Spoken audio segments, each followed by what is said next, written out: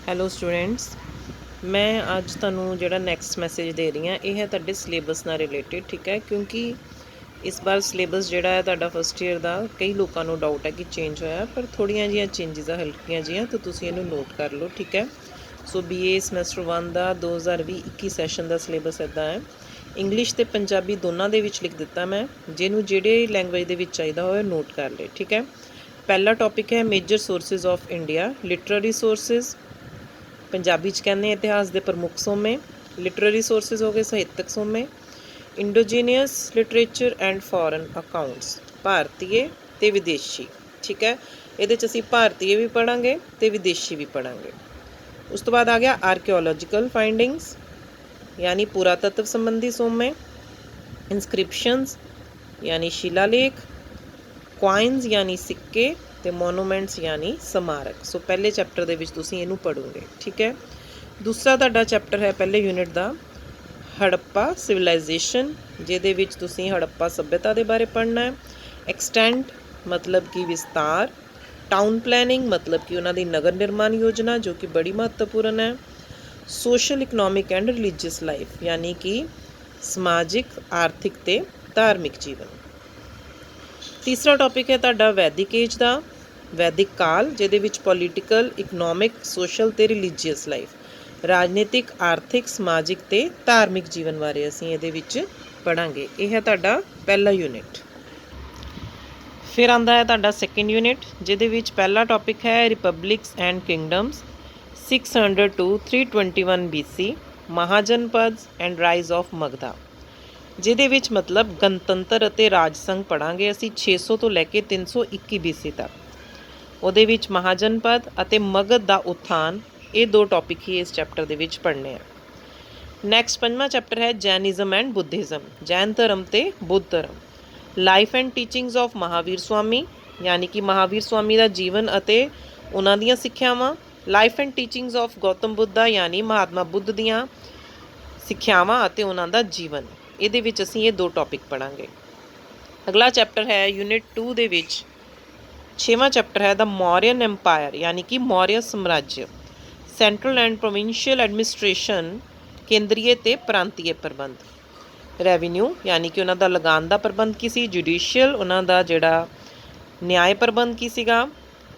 And local administration, ਉਹਨਾਂ ਦਾ ਜ਼ਿਲ੍ਹਾ ਪ੍ਰਬੰਧ। ਅਤੇ ਇਸ ਦੇ ਨਾਲ ਹੀ ਅਸੀਂ ਅਸ਼ੋਕ ਦਾ ਧੰਮ ਜਿਹੜਾ ਹੈ ਉਹ ਇਸ ਸੈਕਿੰਡ ਯੂਨਿਟ ਦੇ ਵਿੱਚ ਪੜ੍ਹਾਂਗੇ। ਸੋ ਇਹ ਤਿੰਨ ਚੈਪਟਰ ਤੁਹਾਡੇ ਸੈਕਿੰਡ ਯੂਨਿਟ ਦੇ ਆ। ਉਸ ਤੋਂ ਬਾਅਦ ਆਉਂਦਾ ਤੁਹਾਡਾ third unit post Mauryan period, decline of Mauryans, Kanishka and his achievements, ਯਾਨੀ ਕਿ ਉੱਤਰ ਮੌਰੀਆ ਕਾਲ, ਮੌਰੀਆ ਕਾਲ ਤੋਂ ਬਾਅਦ ਦਾ ਸਮਾਂ।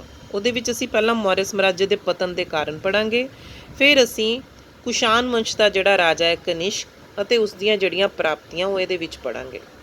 ਅਗਲਾ ਚੈਪਟਰ ਹੈ ਗੁਪਤਾ ਐਮਪਾਇਰ, ਦਾ rise of Gupta, social, economic, culture and scientific development under Guptas, ਯਾਨੀ ਕਿ ਗੁਪਤ ਸਾਮਰਾਜ ਦਾ ਜਿਹੜਾ ਉਥਾਨ ਹੈ ਤੁਸੀਂ ਇਹਦੇ ਵਿੱਚ ਪੜ੍ਹਨਾ ਹੈ। ਸਾਰੇ ਰਾਜਿਆਂ ਦੇ ਬਾਰੇ ਪੜ੍ਹਨਾ ਹੈ, ਕਿੱਦਾਂ ਇਹਦਾ ਉਥਾਨ ਹੋਇਆ ਅਤੇ ਉਹਨਾਂ ਨੇ ਸਮਾਜਿਕ, ਆਰਥਿਕ, ਸੰਸਕ੍ਰਿਤਿਕ ਅਤੇ ਵਿਗਿਆਨਿਕ ਜਿਹੜਾ ਉਹਨਾਂ ਦਾ ਵਿਕਾਸ ਹੈ ਗੁਪਤ ਐਮਪਾਇਰ ਦਾ, ਇਸ ਦੇ ਵਿੱਚ ਪੜ੍ਹਨਾ ਹੈ। ਨੈਕਸਟ ਹੈ ਦਾ ਰਾਈਜ਼ ਆਫ ਸਾਊਦਰਨ ਕਿੰਗਡਮਸ, ਠੀਕ ਹੈ, ਦੱਖਣੀ ਰਾਜਾਂ ਦਾ ਉਥਾਨ। ਇਹਦੇ ਵਿੱਚ ਅਸੀਂ ਉਹਨਾਂ ਦੀ ਐਡਮਿਨਿਸਟ੍ਰੇਸ਼ਨ ਅੰਡਰ ਦਾ ਪੱਲਵਸ, ਪੱਲਵ ਵੰਸ਼ ਦੇ ਅੰਦਰ ਜਿਹੜਾ ਉਹਨਾਂ ਦਾ ਪ੍ਰਸ਼ਾਸਨ ਉਹ ਪੜ੍ਹਨਾ ਹੈ। ਰਾਸ਼ਟਰਕੂਟ ਵੰਸ਼ ਬਾਰੇ ਪੜ੍ਹਾਂਗੇ ਡਿਟੇਲ 'ਚ, ਅਤੇ ਪੱਲਵਾਂ ਦੇ ਅਧੀਨ ਜਿਹੜਾ ਪ੍ਰਸ਼ਾਸਨ ਰਾਸ਼ਟਰਕੂਟ ਵੰਸ਼ ਅਤੇ ਚਾਲੁਕਿਆ ਵੰਸ਼ ਦੇ ਬਾਰੇ ਅਸੀਂ ਇਹਦੇ ਵਿੱਚ ਡਿਟੇਲ 'ਚ ਪੜ੍ਹਾਂਗੇ। ਲਾਸਟ ਯੂਨਿਟ ਹੈ ਚੌਥਾ ਯੂਨਿਟ ਰੀਜਨਲ ਕਿੰਗਡਮਸ ਇਨ ਦਾ ਨਾਰਥ, ਜਿਹੜਾ ਕਿ ਉੱਤਰ ਦੇ ਵਿੱਚ ਖੇਤਰੀ ਰਾਜ ਕਿਹੜੇ ਕਿਹੜੇ ਸੀ। ਉਹਦੇ ਵਿੱਚ ਅਸੀਂ ਪੜ੍ਹਾਂਗੇ ਐਡਮਿਨਿਸਟ੍ਰੇਸ਼ਨ ਅੰਡਰ ਹਰਸ਼ਵਰਧਨ, ਹਰਸ਼ਵਰਧਨ ਦਾ ਸ਼ਾਸਨ ਪ੍ਰਬੰਧ। ਓਰੀਜਨ ਆਫ ਰਾਜਪੂਤ, ਰਾਜਪੂਤਾਂ ਦੀ ਉਤਪਤੀ। 11ਵਾਂ ਚੈਪਟਰ ਹੈ ਸਾਊਥ ਇੰਡੀਅਨ ਸਟੇਟਸ, ਯਾਨੀ ਦੱਖਣੀ ਭਾਰਤੀ ਰਾਜ। ਨਾਰਥ ਤੋਂ ਬਾਅਦ ਅਸੀਂ ਸਾਊਥ ਪੜ੍ਹਾਂਗੇ, ਜਿਹਦੇ ਵਿੱਚ ਅਸੀਂ ਪੜ੍ਹਾਂਗੇ ਐਡਮਿਨਿਸਟ੍ਰੇਸ਼ਨ ਅੰਡਰ ਚੋਲਾਸ, ਚੋਲ ਵੰਸ਼ ਦਾ ਜਿਹੜਾ ਸ਼ਾਸਨ ਪ੍ਰਬੰਧ ਹੈ। ਅਤੇ taxation and trade under ਪਾਂਡੇਜ਼, Pandian ਦੇ ਅਧੀਨ ਕਰ ਵਿਵਸਥਾ ਅਤੇ ਵਪਾਰ।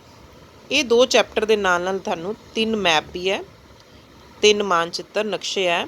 ਠੀਕ ਹੈ, ਜੇ ਤੁਸੀਂ ਇਹ ਮੈਪ ਕਰਨੇ ਆ ਤਾਂ ਤੁਸੀਂ ਇਹ 2 ਚੈਪਟਰਸ ਛੱਡ ਸਕਦੇ ਹੋ। 3 ਮੈਪ ਵਿੱਚ ਸਭ ਤੋਂ ਜ਼ਿਆਦਾ ਇੰਪੋਰਟੈਂਟ ਹੁੰਦਾ ਹੈ ਹਿਸਟੋਰੀਕਲ ਪਲੇਸਿਸ, ਯਾਨੀ ਕਿ ਮਹੱਤਵਪੂਰਨ ਇਤਿਹਾਸਿਕ ਸਥਾਨ। ਦੂਸਰਾ ਹੈ ਐਕਸਟੈਂਟ ਆਫ ਹੜੱਪਾ ਸਿਵਲਾਈਜੇਸ਼ਨ, ਯਾਨੀ ਹੜੱਪਾ ਦੀ ਸੱਭਿਅਤਾ ਦਾ ਵਿਸਤਾਰ। ਅਤੇ ਤੀਸਰਾ ਹੈ ਮੌਰੀਅਨ ਕਿੰਗਡਮ ਅੰਡਰ ਅਸ਼ੋਕਾ, ਯਾਨੀ ਅਸ਼ੋਕ ਦੇ ਅੰਦਰ ਮੌਰੀਆ ਸਮਰਾਜ ਦਾ ਵਿਸਤਾਰ। ਅਤੇ ਜਿਹੜਾ ਹਿਸਟੋਰੀਕਲ ਪਲੇਸਿਸ ਹੈ ਉਹਦੇ ਵਿੱਚ ਜਿਹੜੇ ਮਹੱਤਵਪੂਰਨ ਇਤਿਹਾਸਿਕ ਸਥਾਨ 16 ਹੈ। ਅਜੰਤਾ, ਬੌਧਗਿਆ, ਅਲੋਰਾ, ਹੜੱਪਾ, ਇੰਦਰਪ੍ਰਸਥ, ਕਾਲੀਬੰਗਨ, ਕਲਿੰਗ, ਕਨੌਜ, ਲੋਥਲ, ਨਾਲੰਦਾ, ਪਾਟਲੀਪੁੱਤਰ, ਸਾਂਚੀ, ਸੋਪਾਰਾ, ਤਕਸ਼ਿਲਾ, ਉਜੈਨ ਅਤੇ ਵਾਰਾਣਸੀ। ਸੋ ਇਹ ਹੈ ਤੁਹਾਡਾ ਸਿਲੇਬਸ ਜਿਹੜਾ ਕਿ ਤੁਸੀਂ ਫਸਟ ਈਅਰ ਦੇ ਲਈ ਪੇਪਰਾਂ ਦੇ ਲਈ ਤਿਆਰ ਕਰਨਾ ਹੈ।